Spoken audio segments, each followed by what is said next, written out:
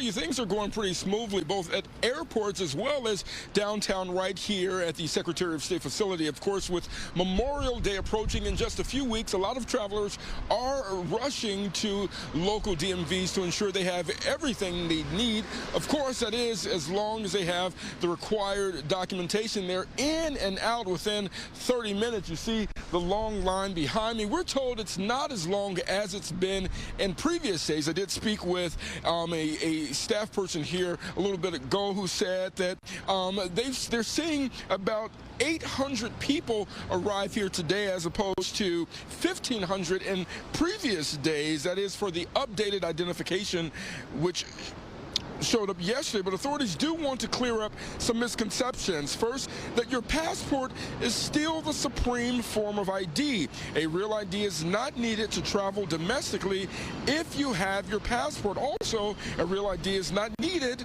to drive here in Illinois. Tell me, what do you think about the long line?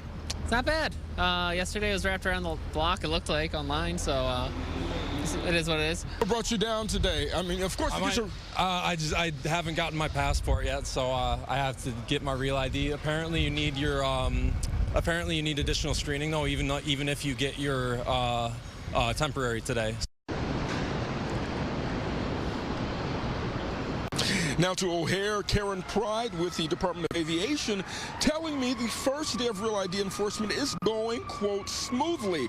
That's with a majority of travelers having their passport or their Real ID in hand.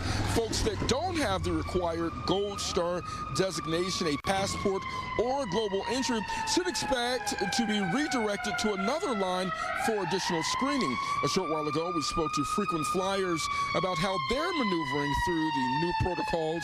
Listen in. I was supposed to be very well prepared, but I left behind my passport booklet and passport card. Yes, I am very well traveled. I've got nearly 2 million miles. What am I going to do when I go to the security checkpoint this morning? I'm going to see what happens. I've made sure we all have real ID, so we're good now. Now, regardless, we're told travelers should expect long lines and delays at area airports, both Midway and at O'Hare. Also, a reminder that a real ID is required to enter federal buildings. Now, we do know that the DMVs typically open from 7:30 in the morning until 5 p.m. We're live downtown. Nate Rogers, Fox 32 Chicago.